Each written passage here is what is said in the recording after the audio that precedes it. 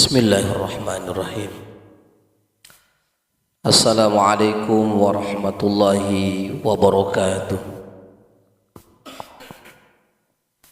Alhamdulillahilladzi an'amana bi ni'mati tatimmus shalihat.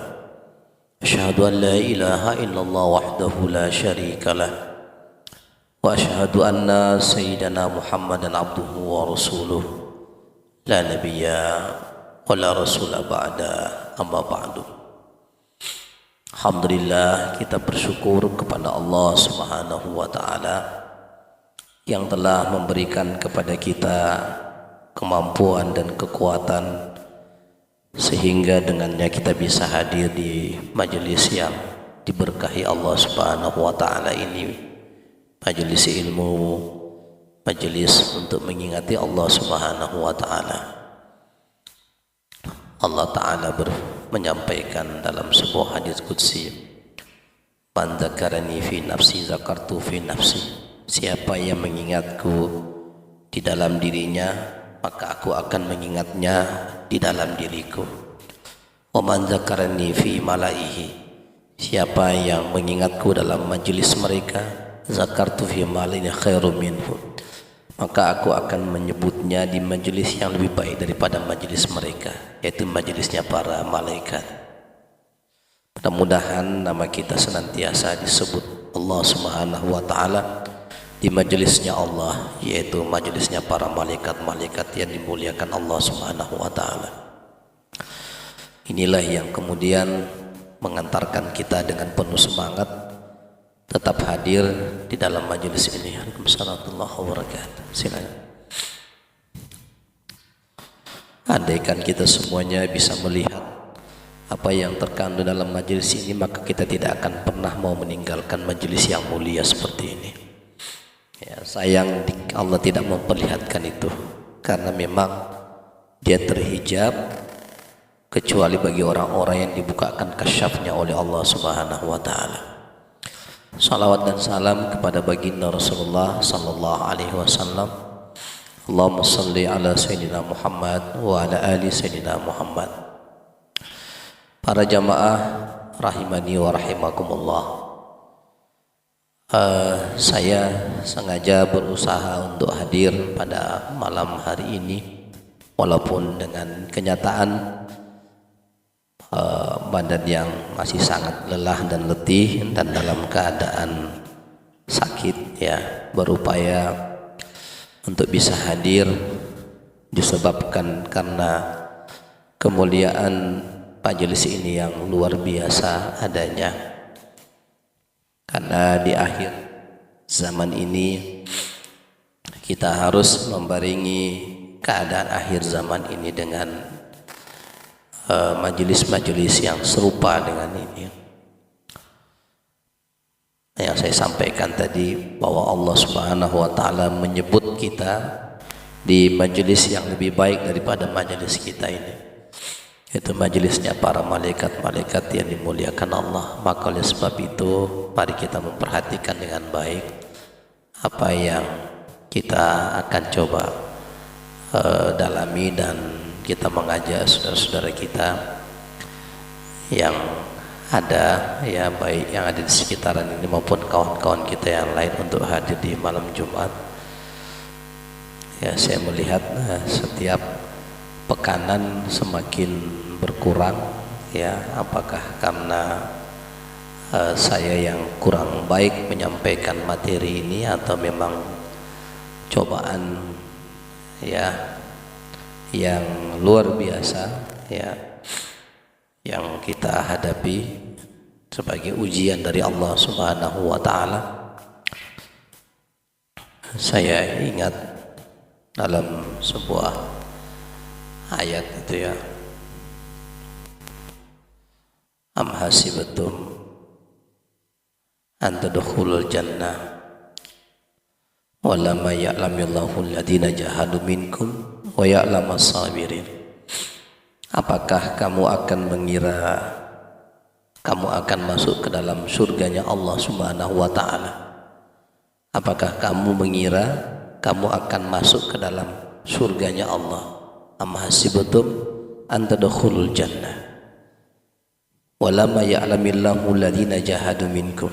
Sebelum kami melihat siapa di antara kalian orang-orang yang bersungguh-sungguh wa ya'lamas sabirin, dan orang-orang yang sabar. Jadi dua hal ini yang kita harus siapkan pada diri kita. Semenjak awal saya sampaikan ya, kalau misalnya mau mengikuti ya harus sungguh-sungguh dan bersabar ya, karena dua hal ini menjadi pokok utama kita dalam perjalanan kita untuk menggapai ridho Allah Subhanahu wa taala. Bahkan di ayat yang lain Allah Subhanahu wa taala menyampaikan masathumul ba'sa'u wadh-dharra, sebelum kami itu ditimpa dengan satu cobaan yang sangat pelik, yang sangat susah. Wazulzilu, dan goncangan yang diberikan Allah dengan goncangan yang sangat dahsyat. Hatta yaqula ar-rasul walladzina amanu ma'ahu mata nasrullah, sehingga orang-orang yang beriman dan Nabi ya berkata, mata nasrullah, kapan datang pertolongan Allah? Ala inna nasrullahi qarib, sesungguhnya pertolongan Allah itu sangatlah dekat. Apakah pertolongan Allah lewat kemenangan Islam, kejayaan Islam yang akan kita lihat? Ya, dakwah Islam bertebaran di mana-mana, orang semuanya kembali kepada ajaran Allah Subhanahu wa taala dalam hidup ini, kembali mengikuti arahan-arahan Allah sebagaimana mereka diciptakan oleh Allah Subhanahu wa taala. Ataukah kita mati dalam keadaan memperjuangkan agama Allah Subhanahu wa taala ini? Jadi tidak ada di sini untuk kepentingan apa-apa, tetapi kita landaskan untuk memperjuangkan agama Allah, meninggikan agama Allah Subhanahu wa taala lewat jalan yang kita anggap benar, yaitu lewat jalan pengajian, zikrullah ya, dan jalan ibadah ya. Semoga dengan ini menuntun keselamatan buat kita, saudara-saudara kita yang lain, dan tentu untuk umat Islam semuanya. Para jamaah sekalian rahimani wa rahimakumullah, jadi saya berharap kepada kita semuanya untuk saling mengingatkan, tawasau bil haq, saling menasihatkan kepada yang benar, mengajak, wa takum minkum ummatu yad'una ilal khair, hendaknya ada sekelompok orang di antara kalian yang bertugas untuk mengajak manusia ke jalan Allah Subhanahu wa taala. Ya, mudah-mudahan kita adalah bahagian yang diperintahkan Allah Subhanahu wa taala untuk menjadi sebagian kelompok, walaupun sebagian kelompok ini kelompok yang kecil, tetapi kita berupaya untuk menjadi kelompok yang mengajak manusia, ta'muruna bil ma'ruf, mengajak manusia kepada jalan kebaikan, wa tanhauna 'anil munkar, dan mencegah mereka daripada perbuatan yang mungkar. Para jamaah sekalian rahimani wa rahimakumullah, minggu lalu kita sudah membahas tentang pembahasan yang ke-28, mastauda'a fi ghaibis sarair zahara fi syahadati zawahir. Ya, sebelumnya kita kirimkan satu Fatihah untuk beliau Syekh Ibnu Athaillah As-Sakandari ala hadhihi niyyah wa ala niyatin salihah. Syaulillahi wa lahumul Fatihah. A'udzu billahi minasyaitonir rajim. Bismillahirrahmanirrahim. Alhamdulillahirabbil alamin arrahmanir rahim maliki yaumiddin. Iyyaka na'budu wa iyyaka nasta'in ihdinas siratal mustaqim. Siratal ladzina an'amta 'alaihim ghairil maghdubi 'alaihim waladdallin. Amin. Kemarin kita sudah sedikit mengkaji tentang bab yang ke-28, mastauda'a fi ghaibis sarair, apa yang tersimpan di kegaiban sarairmu, kegaiban rahasia-rahasia sirrimu. Zahara fi syahadati zawahir, maka itu akan nampak pada penampilan lahirmu. Jadi Di dalam diri kita ini ulama membahas ada 4 ya, di dalam kegaiban ruhaniyah kita ini ada 4 ya. Ada qalbu, ada nafsu ya, ada fuadun, ada sirrun ya. Sirrun itu yang paling dalam, di sana letak rahasia-rahasia ilahi yang kamu dapatkan ya. Ada letak rahasia-rahasia ilahi. Maka di sini ghaibis sarair. Ghaibis sarair, sarair itu adalah jamak daripada sirrun. Sirrun itu rahasia, sarair itu rahasia-rahasia. Jadi rahasia-rahasia ilahi yang ada pada pengetahuan diri kita, siri kita ya, itu akan nampak pada zawahir kita, akan nampak pada lahiriah kita ya. Jadi dalam siri kita ini ya, kalau kita menjaga betul hubungan kita dengan Allah Subhanahu wa taala, insyaallah yang lahir adalah ma'rifat ya, ma'rifat billah ya. Arif billah, kita menjadi orang yang arif billah. Jadi wali-wali Allah Subhanahu wa taala mereka orang-orang yang arif billah, yang mengenal Allah dengan pengenalan yang hakiki, mengenal Allah dengan pengenalan yang hakiki ya. Dan orang-orang yang mengenal Allah dengan pengenalan yang hakiki, tidak bisa tidak itu tercermin dalam perilaku mereka sehari-hari, tercermin dalam perilaku mereka sehari-hari. Apa saja yang disampaikan oleh ulama, diantaranya ada beberapa hal yang terpancar, tercermin dalam perilaku mereka sehari-hari. Yang pertama adalah disebutkan oleh ulama-ulama ini bahwa mereka lebih mengutamakan akhiratnya daripada dunianya. Bukan mereka meninggalkan dunia, tidak. Mereka bekerja, ya, para nabi bekerja, ya, para rasul bekerja. Nabiullah Muhammad SAW berdagang, mengembalakan kambing. Nabiullah Daud juga bekerja, membuat pedang, membuat baju besi, ya. Nabiullah Isa mengembalakan kambing, ya. Jadi tidak ada istilah seorang wali itu harus dia duduk tafakur di hutan, ya. Itu memang mungkin ada yang seperti itu. Ketika saat dia harus uzlah, misalnya mau tidak mau kondisi di daerahnya tidak memungkinkan dia untuk bisa betul-betul beribadah kepada, terpaksa dia uzlah, ya, atau dia hijrah. Misalnya kayak Nabi itu tidak bisa dia untuk menerapkan ajaran Islam di Mekah, Allah perintahkan dia untuk hijrah, ya. Tetapi pada mulanya ya memang kita ya bekerja, beraktivitas, ya, melakukan kegiatan-kegiatan. Cuman kita orang-orang yang arif billah, yang mengenal Allah, dia mengutamakan akhiratnya.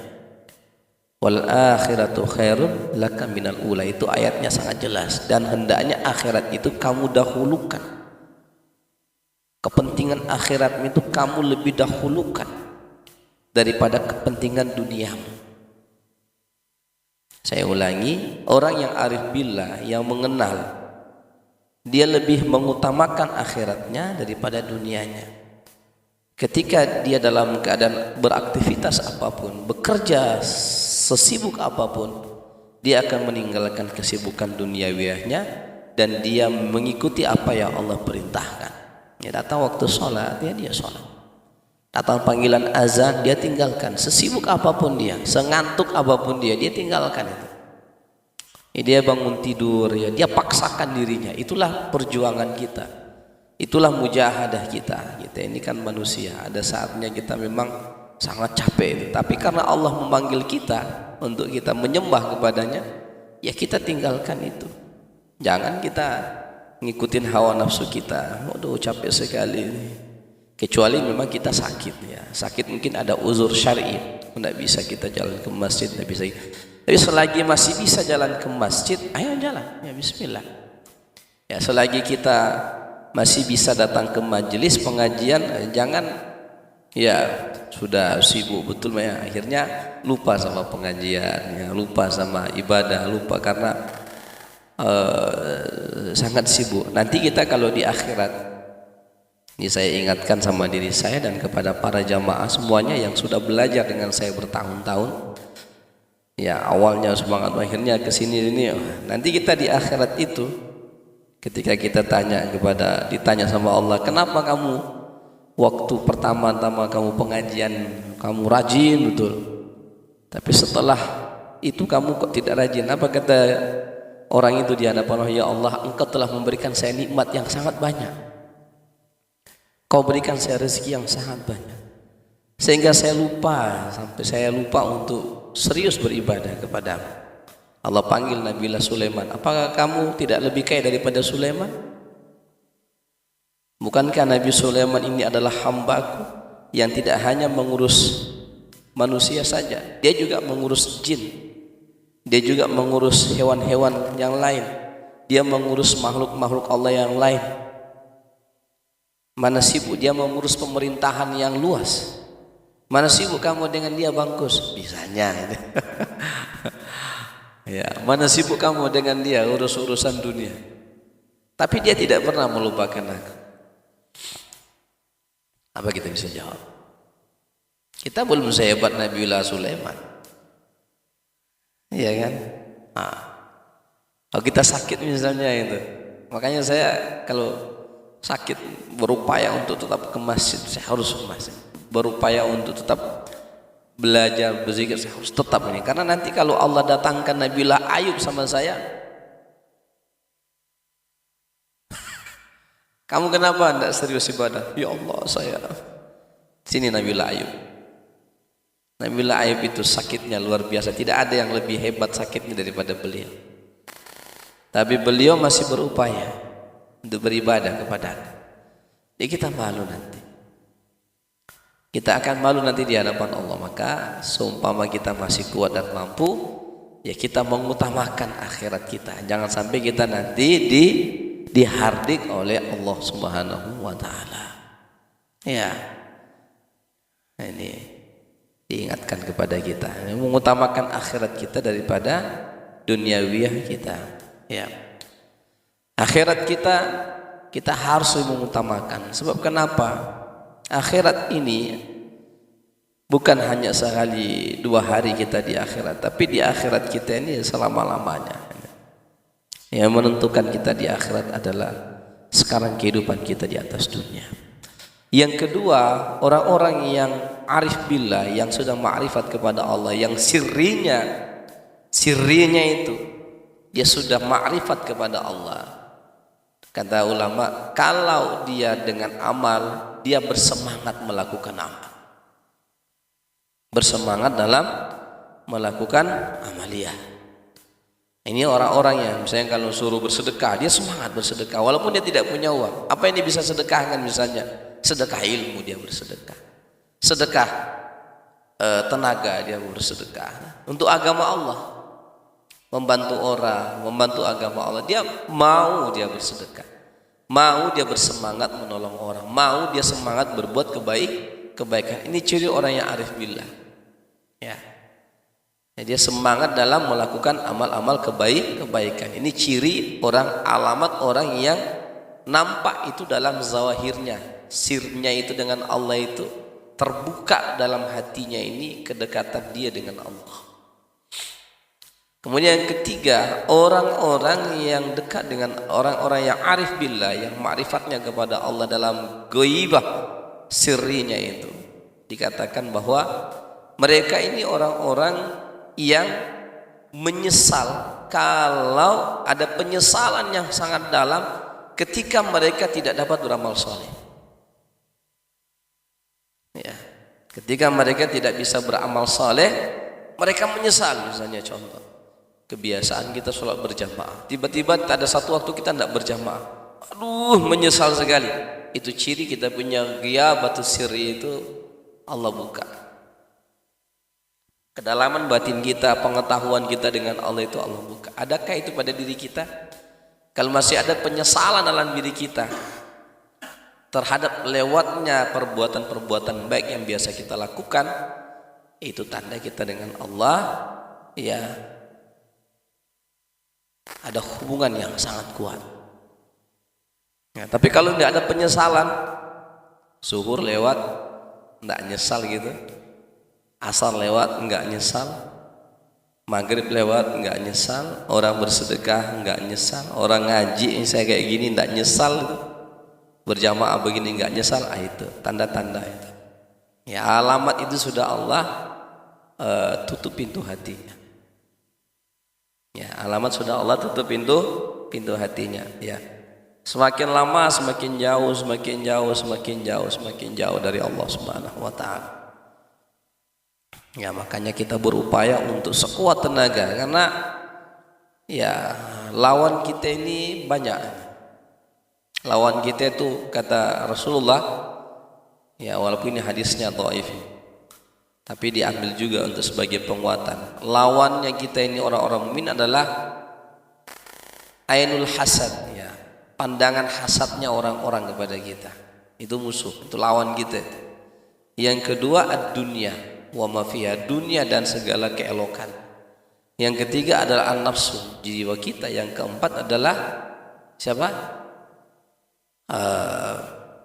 Syaitan, ya, iblis dan seluruh tentara-tentaranya yang memang mereka yang mau menghancurkan kita. Kemudian yang selanjutnya adalah sangat sayang kepada makhluk Allah.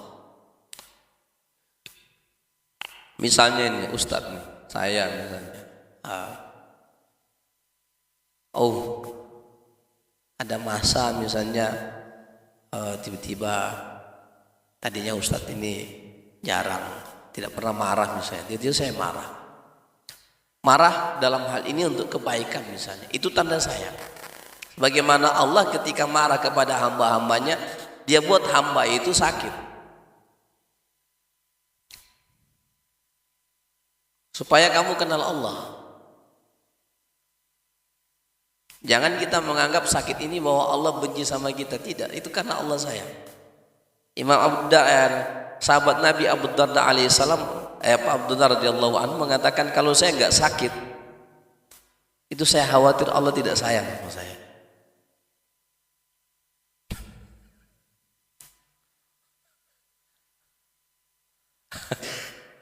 Kalau saya enggak sakit, itu saya khawatir Allah itu enggak sayang sama saya. Kenapa? Karena dengan sakit itu saya ingat terus kepada Allah. Ya Allah, ya Allah, betapa lemahnya saya. Ya Allah. Jadi kita kalau sakit, jangan kita marah sama Allah. Itu baik itu kalau sakit. Pertama, Allah hapuskan dosa kita yang tidak terhapuskan dengan kita punya istighfar. Yang kedua, dengan begitu kita semakin dekat dengan Allah. Yang ketiga adalah supaya kita muhasabah bahwa kita ini teman tidak punya apa-apa. Tidak hebat kita. Mau hebat apa? Begitu dikasih sakit langsung menderita, menggigil ke atau apa. Jadi tidak ada apa-apanya. Tidak punya kekuatan apa-apa kita. Yang ada hanya kita bergantung kepada Allah. Di situ itulah kemudian kita semakin yataqarraba ilayya. Kita semakin dekat dengan Allah Subhanahu wa taala. Ya. Nah, itu adalah nampak dalam zawahir kita. Ini sayang kepada makhluk Allah. Orang-orang yang sirinya dia sayang itu tidak selamanya berlemah lembut terus. Ya kita marah karena salah itu untuk memperbaiki. Ya. Ada saatnya kita harus mempertegas sesuatu supaya, karena Nabi itu kalau dia dihina dirinya dia tidak marah. Tapi kalau sudah agama yang dihinakan, mukanya itu dia orang yang paling pertama marah. Maka dia katakan, "Lau anna Fatimah binti Muhammad sadiqun." Siapa kalau seandainya Fatimah binti Muhammad yang mencuri, saya yang pertama yang akan memotong tangannya. Nah, itu saking tegasnya Rasulullah. Ya. Nah, jadi cuman dia karena gitu tuh sayang. Ya, Kalau kita enggak, saya kita biarkan kemungkaran ini berjalan. Ya, insyaallah. Mudah-mudahan ini beberapa ciri ya. Itu terus ya yang lain tentu akhlak mulia, pribadi yang mulia nampak dalam apa yang dia ungkapkan, apa yang dia tampilkan ya, insyaallah. Baik, kita masuk pada pembahasan yang selanjutnya, pembahasan yang ke-29. Di sini dia sebutkan perbedaan orang yang menjadikan Allah sebagai bukti keberadaan alam dan orang yang menjadikan alam sebagai bukti keberadaan Allah. Dipahami?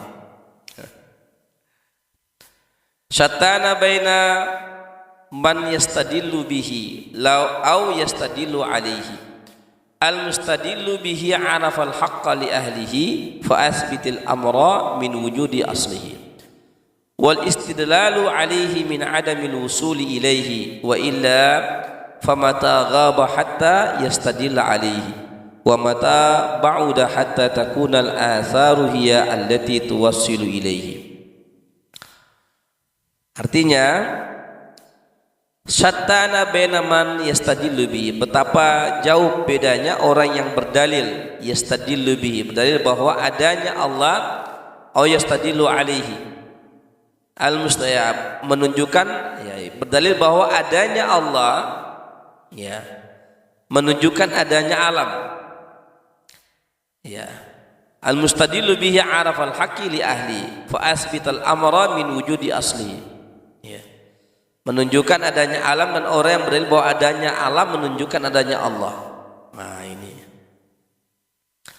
al-mustadillu bihi arafal haqqi li ahlihi, orang yang menyatakan adanya Allah menunjukkan adanya alam adalah orang yang mengenal hak, yaitu Allah, li ahli, dengan kepatutannya. Fa asbitil amra min wujudi aslihi, karena itulah ia menetapkan keberadaan alam ini dari keberadaan pangkal zat yang membuatnya ada. Wal istidlalu alaihi min adamil wusuli ilaihi wa illa famata ghaba hatta yastadilla alaihi wa mata ba'uda hatta takuna al-atharu hiya allati tuwassilu ilaihi. Sementara itu yang berdalil adanya alam menunjukkan adanya Allah adalah orang yang belum sampai kepadanya. Sebab sejak kapan Allah itu gaib, sehingga dia harus dibuktikan dengan wujud alam. Dan kapan Allah itu jauh, sehingga semesta ini harus menjadi pengantar menujunya. Masya Allah, ini luar biasa kata-kata ini.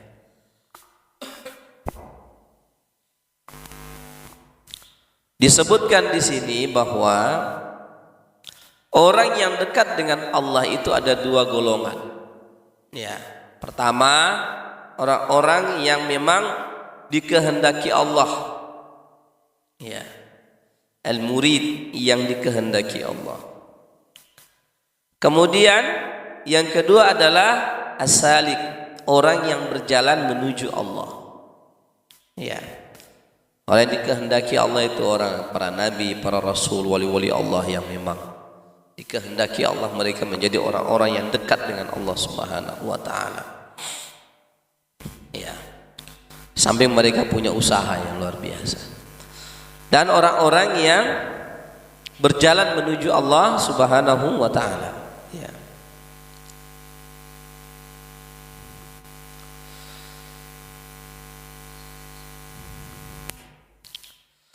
Adapun orang-orang yang salik, perjalanan mereka menuju Allah masih terhalang akibat pandangan mereka terhadap dunia dan alam semesta. Di mata mereka semesta teramat lahir, sedangkan Allah itu gaib, mereka tidak melihatnya. Karena itu mereka berdalil bahwa wujud alam semesta ini membuktikan wujud Allah. Sementara orang-orang yang majzub atau murad, ya, mereka yang langsung didekati Allah dengan wajahnya yang mulia. Allah akan mengenalkan dirinya kepada mereka, karena itu mereka pun akan mengenalinya. Semua makhluk dan alam semesta akan hilang dari pandangan mereka, karena mereka berdalil bahwa wujud Allah adalah bukti daripada wujud semesta. Mereka itu adalah kaum arifin, mereka termasuk orang-orang yang didekatkan Allah kepadanya. Para jamaah sekalian rahimani wa rahimakumullah. Penjelasan ini sangat agak sedikit sangat dalam.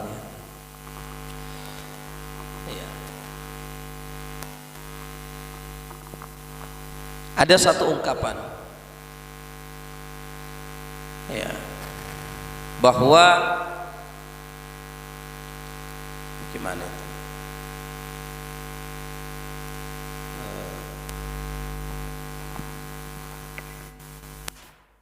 Wujudnya alam semesta ini menandakan adanya wujud Allah. Ini ada satu ungkapan gitu.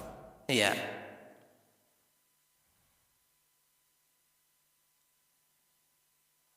Gimana tuh?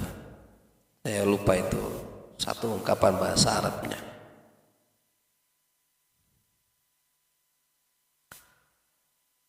Undur ma khalaqullah wa la tandur ma fi zatillah. Lihatlah apa yang diciptakan oleh Allah, jangan engkau mencoba untuk mau melihat zat Allah. Ya. Emang kita tidak bisa melihat zat Allah. Cuman ini ungkapan ini luar biasa, sehingga di dalam perkara masalah yang disebutkan tadi ini, ya, orang-orang itu terbagi atas dua. Orang yang baru mau mencoba untuk mengenal Allah, dia diperkenalkan dulu, ini alam semesta ini ada, siapa yang ciptakan? Tidak mungkin ada alam ini, tidak mungkin ada sesuatu ini kalau tidak ada yang membuatnya, tidak akan mungkin. Ya, tidak akan mungkin. Tidak akan mungkin ada kita ini kalau tidak ada yang buat kita. Antum lahir kapan? Ya, kita lahir kapan? Kita ini lahir tahun, kayak saya tahun 81, 80-an kamu lahir. Belum ada kan? Iya. Berarti ada yang mengadakan. Kalau ada yang mengadakan, siapa yang mengadakan? Itu berarti adanya kamu menandakan adanya yang menciptakan. Oke, kebanyakan orang begitu. Kebanyakan orang begitu. Akan Allah SWT mengatakan, ya, sanurihim ayatuna fil afaq wa fi anfusihim hatta yatabayyanu annahul haqq. Kami telah membentangkan di ufuk timur dan ufuk barat tanda-tanda kebesaran kami. Bahkan kami memperlihatkannya pada dirimu sehingga jelas bahwa kami ini adalah Maha Pencipta. Allah itu adalah Maha benar adanya, hak. Ya. Oke. Kalau dalam pembahasan ini ada dua kategori orang, dua kategori kelompok. Kebanyakan orang melihat adanya alam ini membuktikan adanya Maha Pencipta. Tapi orang-orang yang arif billah mengatakan adanya Allah, adanya Sang Maha Pencipta, adanya Allah Subhanahu wa taala menandakan adanya alam ini. Paham ini enggak? Orang melihat alam sehingga dia melihat Allah, itu maksudnya. Tapi orang-orang yang alif billah melihat Allah sehingga melihat alam. Paham ini? Orang yang melihat alam selalu ukurannya dunia, selalu ukurannya alam.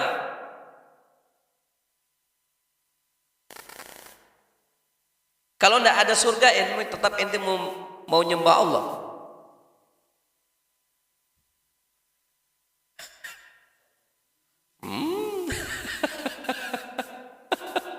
Kalau nggak ada neraka, emang kita tetap menyembah Allah? Ayo, ya kan? Dulu kita dijejaki kayak gitu. Ya.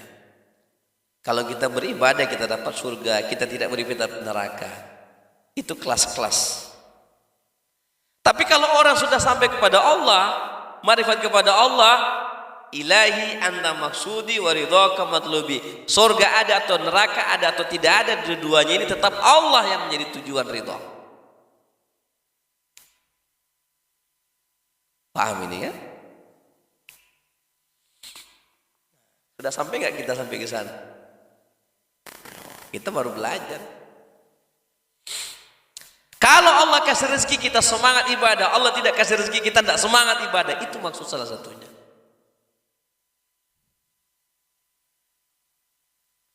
Kita masih memandang alam ini. Kita masih minta balasan dari Allah. Walaupun Allah pasti la yukhliful mi'ad, tidak ada Allah itu maha kaya, Allah itu mau kasih sama kita apa ya? Tapi dalam sebuah hadis qudsi itu ada sebuah diskusi mengatakan begini. Ketika ada orang yang minta kepada Allah, ya Allah, berikan aku ini, berikan aku. Allah kata apa? Malaikat kasih cepat dia punya keinginan. Saya enggak suka dengar suaranya merintih. Minta sama aku. Dikasih cepat itu rezeki sama dia. Tapi ada juga Allah kata, biarkan dia merintih karena aku senang dengan rintihan.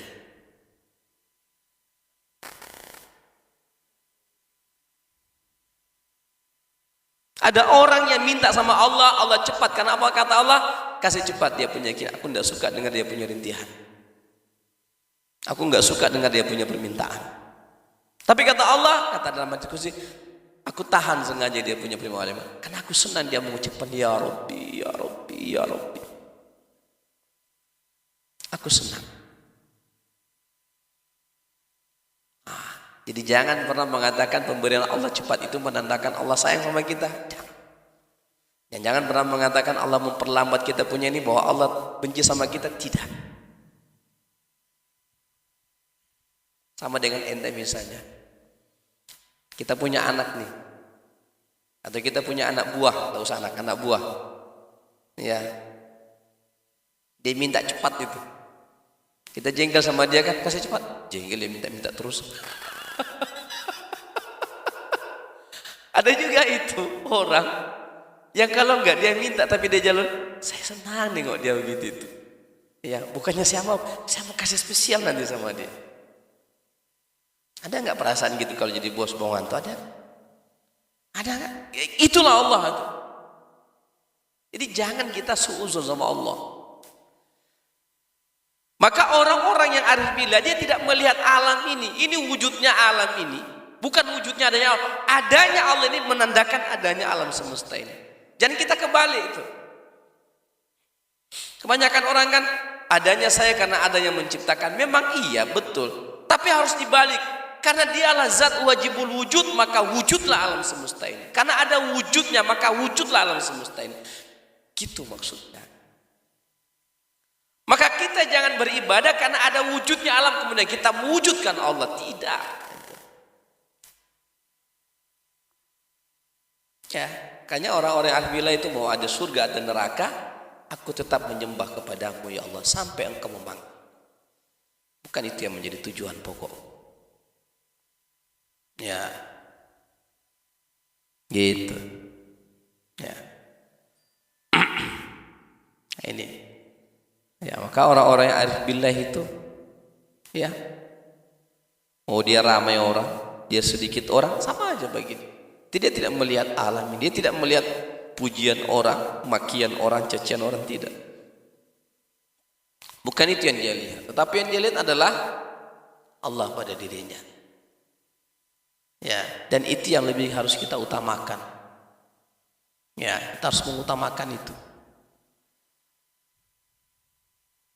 Ya, kalau udah sampai kita kepadanya. Makanya sebenarnya yang gaib itu apa? Yang gaib itu Allah kah atau alam ini?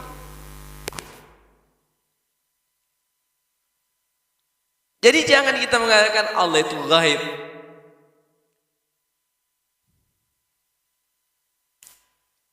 Ya, memang gaib bagi orang-orang yang kata Allah dalam Al-Quran dalam hadis qudsi.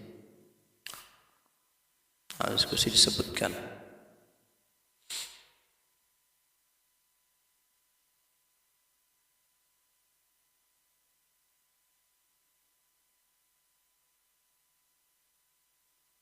beliau mengatakan, ya, Allah Subhanahu wa taala berfirman hadis kursinya, ma wasi'ani samai wala ardi wa wasi'ani qalbu abril mu'min. Langitku maupun bumiku tidaklah dapat menampungku, tetapi hati hambaku yang beriman yang dapat menampungku. Jadi langit dan bumi tidak bisa menampung Allah, tetapi hati orang-orang yang berimanlah yang menampung Allah, bukan zatnya, bukan. Ya, yang pula kita mikir zatnya itu, namun tidak. Ya. Hubungan kita dengan Allah Subhanahu wa taala, ya. Ma'rifat kita kepada Allah Subhanahu wa taala dalam siri kita ini. Ya. Para jamaah sekalian, ya Allah Subhanahu wa taala, ini yang menjadi salah satu daripada ukuran bagi kita untuk kita mencoba ya lebih jauh mengenal Allah Subhanahu wa taala dalam peribadatan kita, sehingga dalam keramaian maupun dalam kesendirian kita ya tidak ada pengaruh apa-apa. Ya, dalam keramaian maupun dalam kesendirian tidak ada pengaruh apa-apa, sama saja.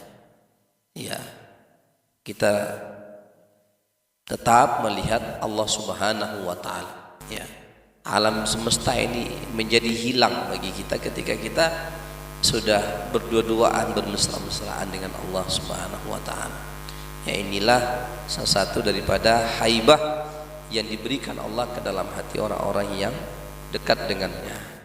Nah, ini sedikit hal yang bisa saya sampaikan untuk sementara waktu ini, karena ya kondisi saya ini secara psikomotorik saya tidak bisa untuk menjabarkan karena kesehatan ini mengganggu akal pikiran juga ya.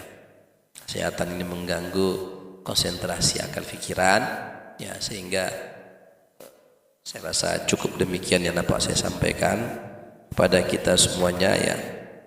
Memang saya senantiasa selalu menasihati diri saya dan kepada kita semuanya ya untuk tetap senantiasa bersemangat ya dalam beribadah kepada Allah Subhanahu wa taala ya. Semoga dengan upaya dan usaha kita ini ya Allah senantiasa membentengi kita, memberikan keberkahan dalam hidup kita, dan senantiasa meridhoi setiap langkah-langkah kaki kita. Saya rasa demikian dulu apa yang dapat saya sampaikan. Afwan minkum, karena cuacanya ini yang memang kurang membuat kita kurang sehat adanya. Saya rasa demikian. Tutup dengan doa kifatul majelis. Wa bihamdika asyhadu an la ilaha illa anta astaghfiruka wa atubu ilaik. Wassalamualaikum warahmatullahi wabarakatuh.